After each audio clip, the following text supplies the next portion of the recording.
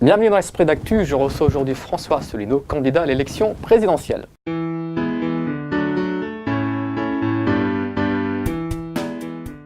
Merci François Asselineau d'avoir accepté notre invitation. Alors vous êtes le candidat surprise de cette élection, vous êtes également le candidat du Frexit. Alors sur l'Europe, vous affirmez que l'Europe est le problème et non pas la solution. Est-ce que vous ne craignez pas d'être caricaturé? Est-ce que vous ne craignez pas d'être accusé de faire de l'Europe le principal bouc émissaire de tous les problèmes rencontrés par la France? Caricaturé, ça je le suis déjà depuis un certain temps. Par ailleurs, j'ai jamais dit que l'Union européenne c'était tous les problèmes. Voilà, il y avait des problèmes avant, il y aura des problèmes après. Mais je persiste et signe, les problèmes essentiels actuellement que traverse la société française découlent de notre appartenance à l'Union européenne, à l'euro et à l'OTAN, puisqu'en fait je suis le candidat de ce triple Frexit, sorti de l'Union européenne, sorti de l'euro, sorti de l'OTAN. Et pourquoi je dis ça? Parce que l'Union européenne nous impose toute une série de politiques économiques et sociales. On sait d'ores et déjà ce que va être la politique du prochain président et du prochain gouvernement, sauf si c'est moi.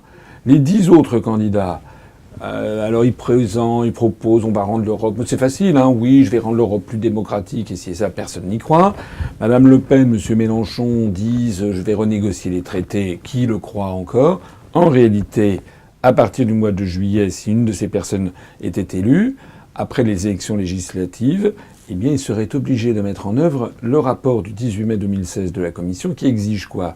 La baisse de l'impôt sur les très grands groupes, les très grandes sociétés, l'augmentation de la TVA pour monsieur et madame tout le monde va payer un petit peu plus cher, la diminution des prestations de chômage, la déréglementation des professions réglementées, les artisans taxis par exemple, les docteurs, les pharmaciens, etc. vont être ubérisés. C'est également la démolition du droit du travail, des droits sociaux. On va prolonger la loi El Khomri, la loi Macron.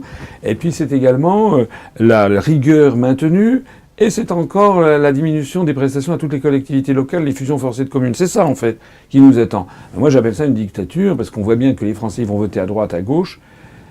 Ils auront cette politique. Moi, je suis le seul qui explique aux Français ce qui se passe pour de bon. S'ils veulent reprendre la démocratie et décider vraiment par eux-mêmes, la première chose à faire, c'est de se rassembler, de m'élire à l'Élysée, parce que moi, ce que je fais à la différence de tous les autres, c'est que dès que je suis élu, je lance la procédure de l'article 50 du traité de l'Union européenne qui permet d'en sortir calmement, sereinement. C'est ce que vient de faire Madame Theresa May au Royaume-Uni. Alors vous prenez une sortie de l'euro. Alors certains économistes affirment qu'une sortie de l'euro se traduirait automatiquement par une perte de valeur du franc entre 10 et 15%, mais également donc par une perte du pouvoir d'achat et également par une inflation. Alors, ce qui est également, vous savez, j'essaie toujours de dire la vérité, ce que je pense être la vérité. On sait qu'en effet, si on sort de l'euro, le franc nouveau perdra probablement environ une dizaine de pourcents, 5 à 10% par rapport au cours pivot vis-à-vis du dollar. C'est exact. Mais c'est bien. Parce que qu'est-ce qui va se passer? Il va se passer que les importations vont coûter plus cher, donc on va moins en acheter. Mais les exportations seront bien meilleures marchés par l'extérieur, donc on va vendre beaucoup plus à l'étranger.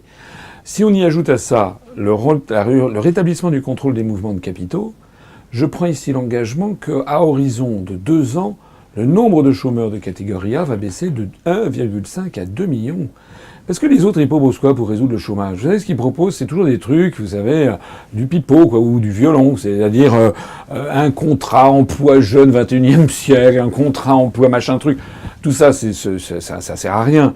Les problèmes sont des problèmes généraux, macroéconomiques, comme on dit. En fait, l'euro est trop cher pour la compétitivité. Mais Mitterrand disait qu'on avait tout essayé contre le chômage.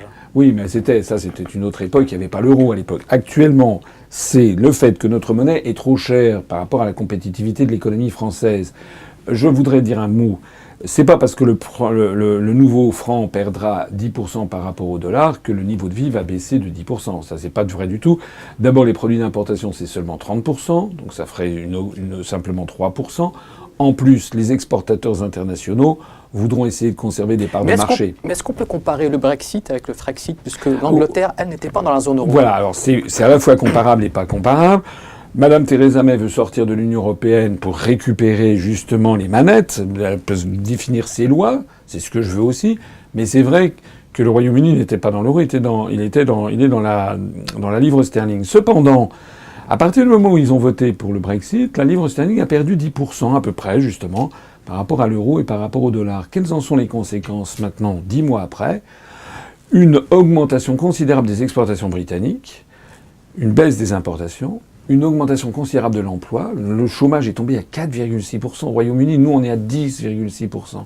Et puis des investisseurs internationaux qui, contrairement à ce qu'avait dit le Fonds monétaire international, Madame Lagarde avait dit si jamais vous votez pour le Brexit, ça va être l'apocalypse financière, mais pas du tout. Les investisseurs internationaux, ils se sont aperçus finalement qu'ils avaient une main-d'œuvre britannique qui coûtait 10% moins cher. Résultat, Google, Yahoo, Boeing, Nissan, etc., ils ont investi créé des milliers d'emplois parce que justement ils veulent bénéficier de la main-d'œuvre britannique, mais un peu meilleur marché. Au total d'ailleurs, avec maintenant le recul de 10 mois, Madame Theresa May vient de lancer l'article 50. Ça se passe bien.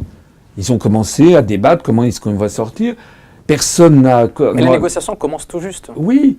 Mais depuis 10 mois, les investisseurs internationaux, ils ont compris que le Royaume-Uni allait sortir de l'Union européenne. S'ils étaient terrorisés, ils n'investiraient pas. Et puis, l'ensemble du monde, personne n'a rompu ses relations diplomatiques avec le Royaume-Uni, pas même la France. On s'entend très bien avec les Britanniques. Et puis, l'économie se porte plus bien. Le président du comité politique de la City londonienne, c'est dans l'Express de cette semaine, explique que finalement, c'est très très bien, ça se passe très très bien. Ils n'ont finalement aucune crainte. Donc, tout va très bien. Ce sera pas l'apocalypse. Mais non. Évidemment pas. Vous savez, du temps du Brexit, ils avaient appelé ça, les gens qui étaient partisans du Brexit, ils avaient appelé ceux qui voulaient rester Project Fear, ça veut dire le projet de la peur. Ils n'ont que ça à la bouche. L'autre jour, sur TF1 20h, on m'a opposé un prétendu banquier qui, paraît-il, est venu parler comme ça devant 4,8 millions de téléspectateurs pour me dire que sortir de l'euro, ce serait l'apocalypse. Vérification faite, ce banquier en question... C'est pas seulement un banquier, il participait à l'équipe 2017 de Juppé. Voilà, c'est en fait quelqu'un qui est au républicain. Et vérification faite, il travaille pour une banque du Liechtenstein, la banque de la famille princière du Liechtenstein, qui s'appelle LGT. Il travaille pour cette banque à Londres, et cette banque a été mêlée à des scandales d'évasion fiscale et de comment dirais-je, et de fraude fiscale. C'était en 2008, le scandale Lorry. Voilà ce qu'on a trouvé à m'opposer, c'est-à-dire en fait un banquier qui fait exactement ce que les Français ne veulent plus. Alors, vous appelez les Français à dépasser le clivage gauche-droite. Oui. Mais vous, sur le plan économique, un petit peu comme Macron... Mais vous, non, attendez, pas l'insulte. Non, je ne vous compare pas à Macron, mais sur le plan économique, vous vous situez comment? Vous êtes un social-libéral, un gaulliste social? Vous êtes partisan d'une régulation de l'économie? Alors oui, globalement, je suis partisan d'une régulation de l'économie. Surtout, je suis partisan que la France reste la France, avec... Vous savez, les Français sont un peuple égalitariste. On n'est pas les anglo-saxons. En France, on ne veut pas une médecine pour les riches, une médecine pour les pauvres. Une justice pour les riches, une justice pour les pauvres. Ce que veulent les Français, ça date pas d'hier. Ça remonte à Saint-Louis, ça remonte au XIIIe siècle, quand ont été créés les premiers établissements hospitaliers pour tout le monde et sur financement public.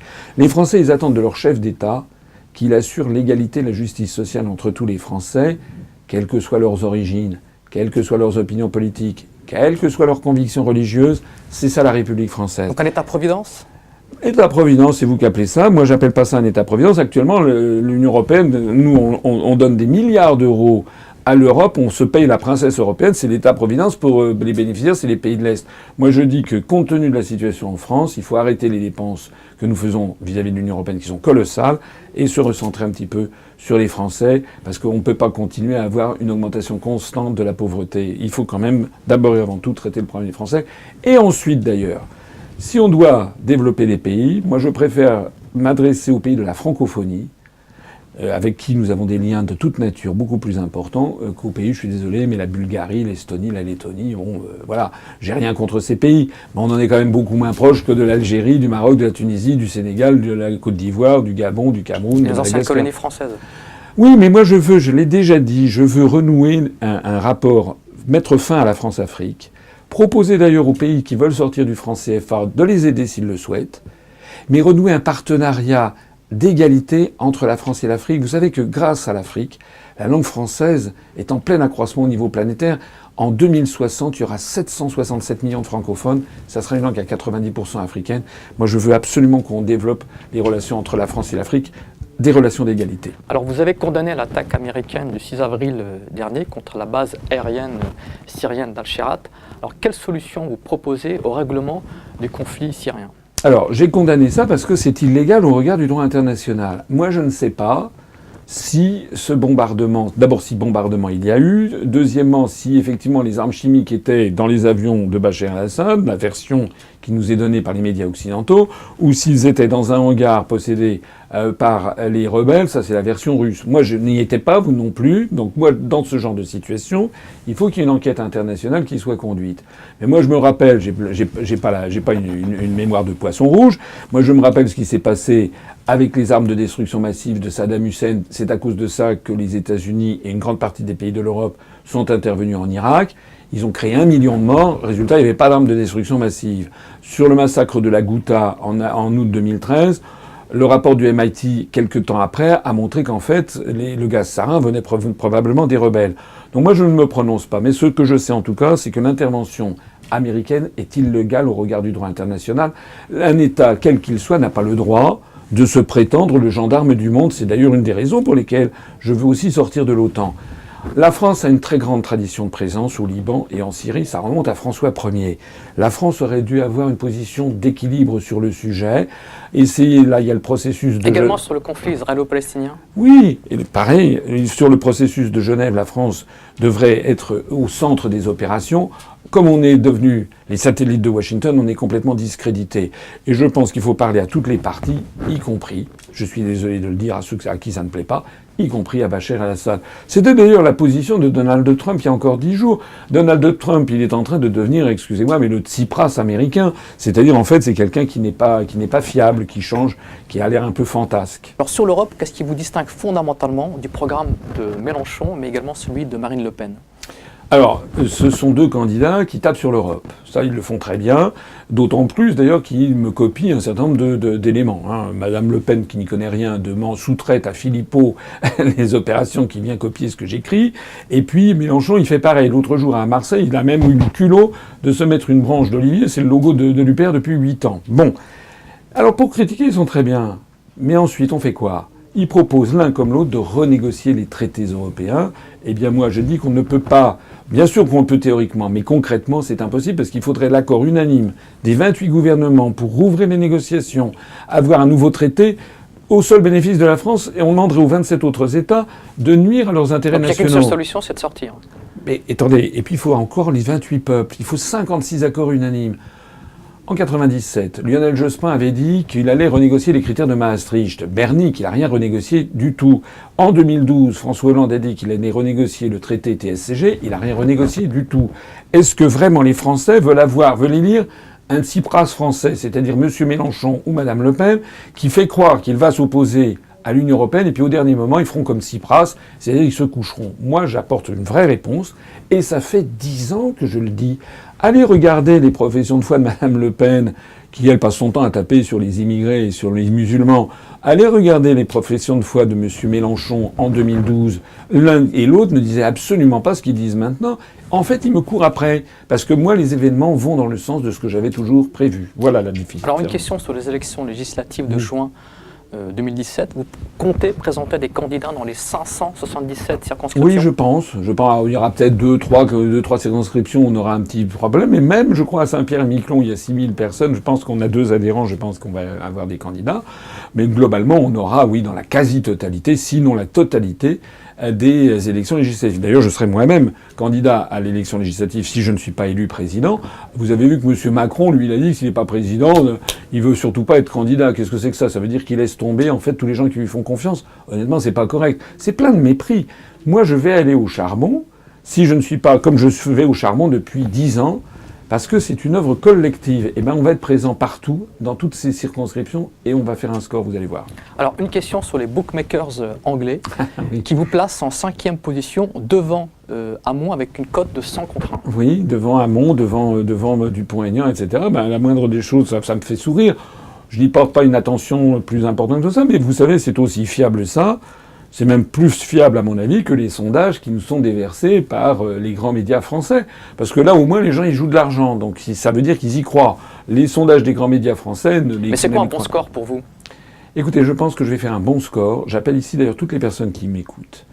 Il ne faut pas qu'ils votent en fonction des sondages et ci et ça. Il faut qu'ils votent en fonction de leurs convictions et de la personne qui leur paraît la mieux à même, le plus compétent, le plus droit, le plus réglo, celui qui a le plus la compétence, l'expertise, mais aussi le courage de diriger la France pour le bien du peuple français, je crois que c'est moi. Merci à vous François Asselineau, donc à très bientôt pour un autre numéro de l'Esprit d'Actu.